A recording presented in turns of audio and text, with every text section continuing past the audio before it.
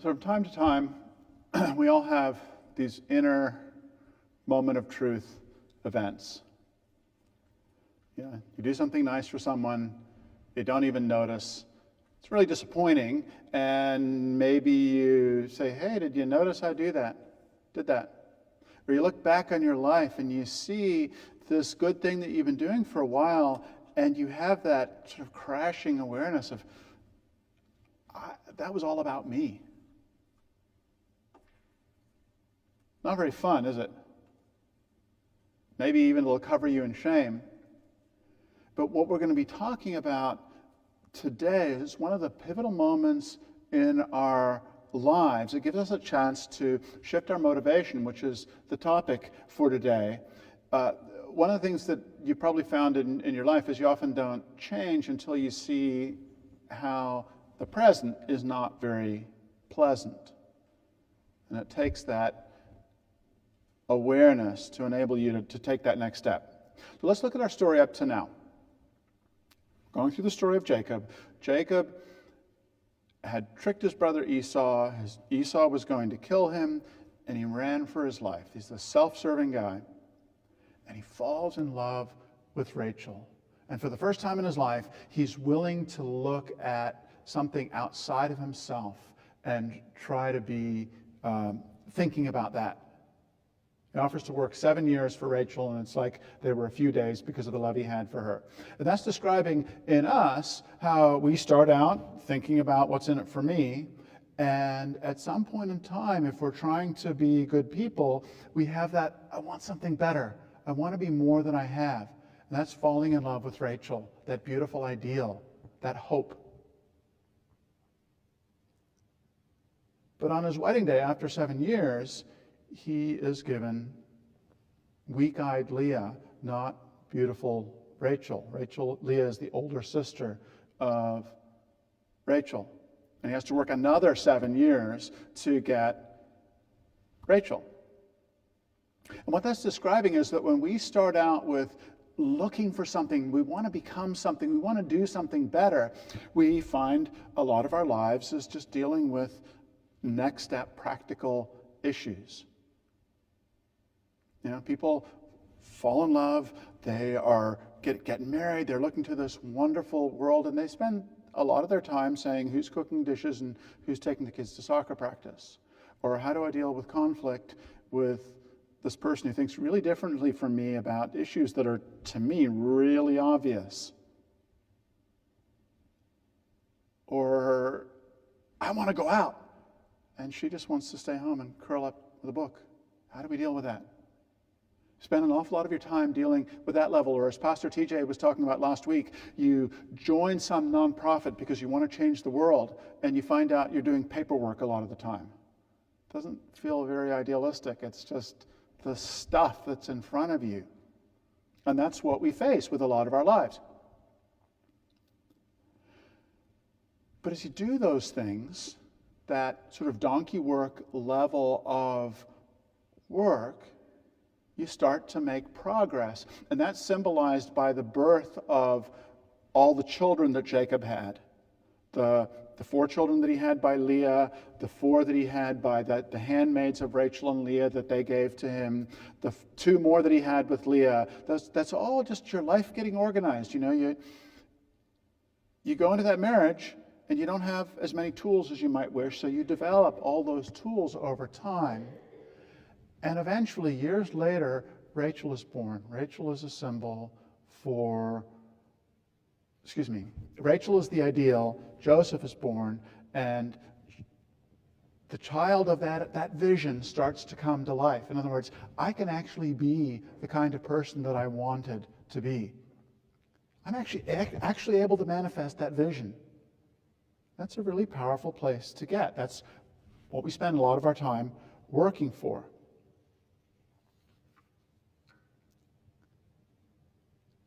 And today in our story, as we heard, Jacob says, let me go home. Now, Laban had gotten rich for 14 years because Jacob was very good at taking care of his flocks. And he said, name your wages, anything, I will give it to you. And, you heard the story. Give me the speckled and the spotted. And Laban thought he died and gone to heaven because he was getting a really, really good deal. And what we didn't read about is that there was this back and forth trickery that was going on. Laban wanted to give Jacob the bare minimum, so he would pick the sheep that he thought was least likely to come. And Jacob, just reading, said, now Jacob took for himself rods of green poplar and of almond and chestnut trees and peeled white strips in them and exposed the white which was in the rods, and he put these in front of the sheep when they were bearing, and they bore whatever it was that was needed. It sounds a little bit Harry Potter-ish, or kind of like black magic. And what that's describing is just sort of this back and forth game, right? Laban says only this, and it bears that. He says only this, it bears only that. And you can imagine their relationship wasn't so good. So when Jacob arrived, he was the favored relative. He was being given, the prize daughter. Then he's tricked. And now maybe he's a little bit less happy with Laban. And now he sees Laban trying to trick him again and again. And so he's less happy with him. And then he says, at the end of those 6 years, it's time to go. And he leaves. So what is it that happened between those 6 years in terms of our lives that I want to go home turns into action 6 years later? I want to talk about that.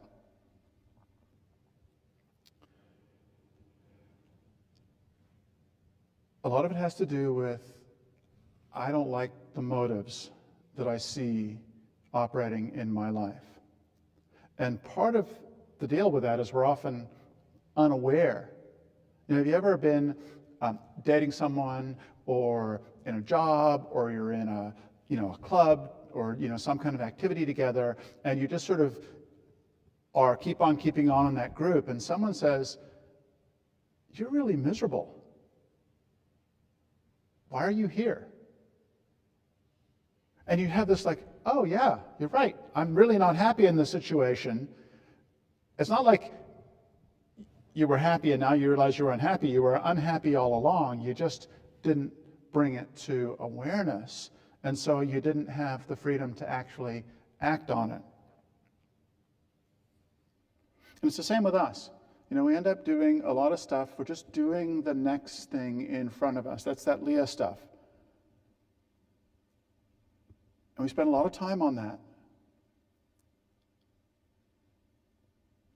And then we get to Joseph being born. It's like, wow, I can realize this ideal. And then the next step is to start to turn inward. Because, first you're talking about practical actions. Then you're talking about actions that have to do with manifesting that ideal. I can actually really help people. And then the next step is to look at, well, why am I doing that? And the interesting thing is that has to do with those variegated sheep. And as I was saying to the kids, that's not a terribly good symbolism, right? The black in with the white is symbolizing bad things. And this fits with something in New Church teaching which says that no pure good, or good with which evil is not mingled, can exist with us, and no pure falsity, or falsity with which, or no pure truth, or truth with which falsity is not mingled, can exist with us. We recognize that right away, right? Nobody's perfect. Okay, good. Okay, got that. But why is Jacob gathering lots of sheep that all symbolize nobody's perfect? That's not normally something that we spend our time dealing with. What we do is like, okay, yeah, I know nobody's perfect, but I want to focus on the good stuff. Give me one of those white sheep, please. I want more of them. So a couple things come into play here. There are selfish, evil, and false ideas with which good can be mingled. And then there are selfish and false ideas with which it cannot be mingled. So you cheat someone. There's nothing redeeming about that, right? It's just a bad thing. Don't cheat people. And we saw Jacob cheating his brother earlier on in this series. That's a poor behavior that doesn't have any redeeming qualities. But let's say you strive to be the best you can out of ego. Or you work really hard because you want to succeed and have a nice car and all that stuff. Or you are involved in various kinds of charitable work, partly because you want people to notice. You're nice to other people to be liked. We do that kind of stuff all the time, don't we? But here's the thing. If you're also trying to be a good person, you're trying to say, well, what does God tell me to do? What should the Lord, what would the Lord say if he was in this situation? Those kinds of motives, which are kind of self-serving, are something with which good and truth within us can be mingled. And in fact, New Church teaching says, the fact that you want to succeed, the fact that you want to be liked, the fact that you want all those other things will actually motivate you to do more good things than you would have done if they weren't there. So we're dealing with mixed motives all our lives. And that's the story of this speckled and spotted sheep. But what's being described with Jacob saying, give me all the speckled and the spotted, is that we start to have a growing awareness of our mixed motives. You've no doubt looked at children and seen they very blatant mixed motives that go on there. A little harder to see in our own lives sometimes.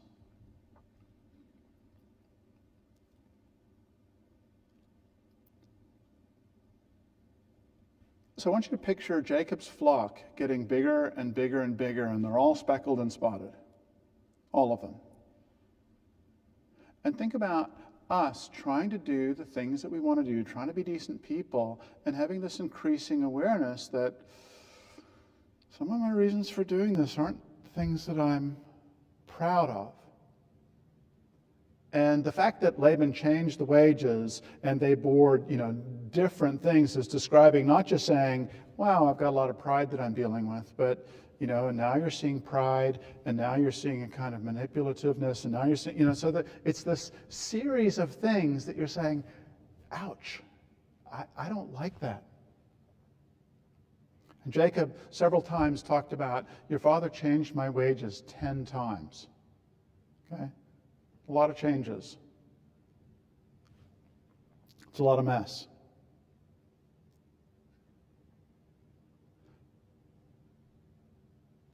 So part of what happens is that as we develop, we start to see that our motives for doing those good things aren't so great.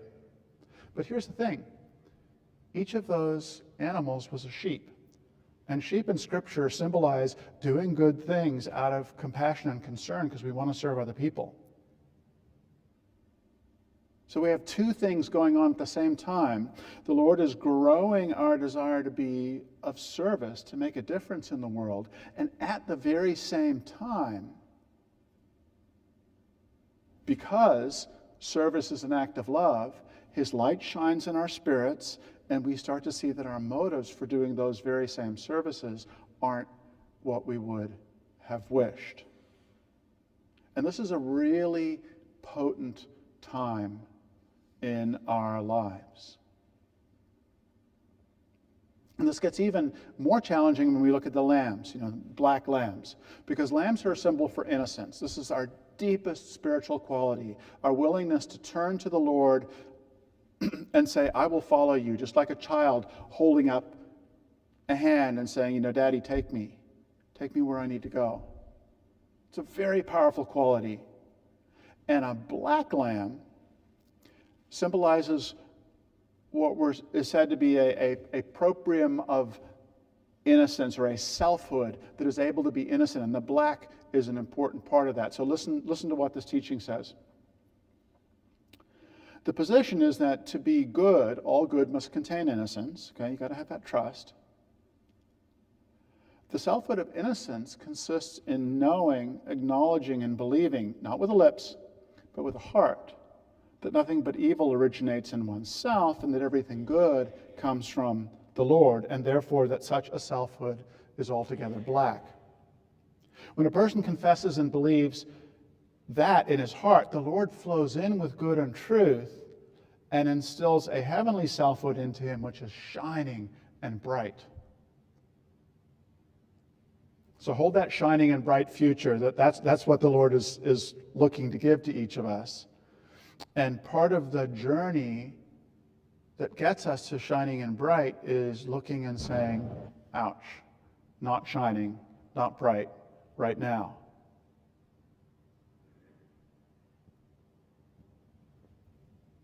And the gift of that awareness is that when we see it, we have the capacity to distance ourselves from it. Before that, it was like a monkey on your back you didn't know was there. It was driving you, but you didn't even see it. But when we see it, it's like Jacob looking at Laban, Here's this wonderful, great uncle. Oh, wait, he cheated me and gave me the wrong wife. Oh, wait, he cheated me again and again and again. And each time that happens, he's pulling back. And it's like you're walking down a path and you see some dog droppings in the middle of the path. You don't even think about it. You just distance yourself from it. You walk around, right?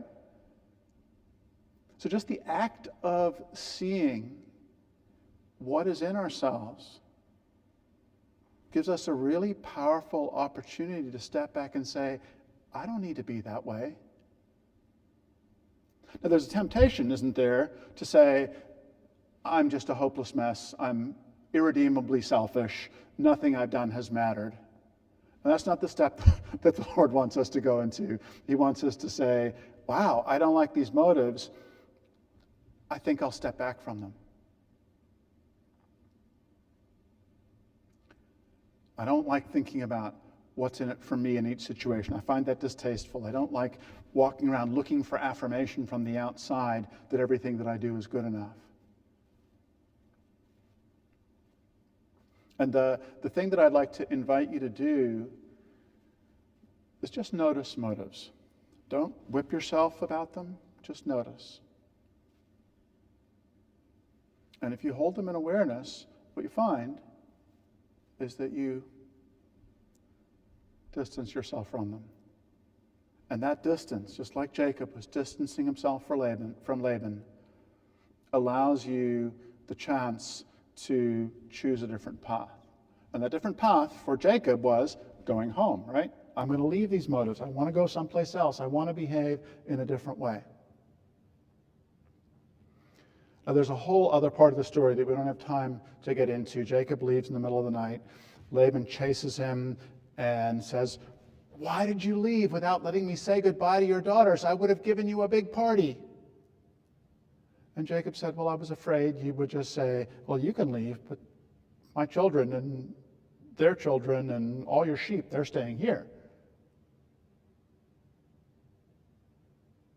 And then, like 3 sentences later in the scripture, he gives the lie to that statement by saying, these daughters are my daughters. These children are my children. These sheep are my sheep. Which was categorically not true under ancient law. When you were married, you absolutely belonged to your husband. Maybe too much, but that's another story. So Jacob was moving away, and then he had this final nail in the coffin awareness of this guy saying, these are mine. And when we see in ourselves that part of us that's saying, I did this, that can give us some space to say, wait a minute, maybe I can let the Lord in. Maybe I want something bigger in my life. And that takes us home. Of course, that doesn't change instantly. You can't have this like, oh yes, maybe I will try to make my motives from the Lord and that will be done. But when you start doing that, just holding it in awareness, will have an impact because we're already doing those Leah things, the practical ones. We're already living out the Rachel ideals. That's the stuff that changes us. And now by paying attention to this, we find that by doing those things, the Lord will start to purify the motives. We will be able to go home, and we will be able to live with the kind of love and compassion that we've always wanted to. That's the task for this week. Amen.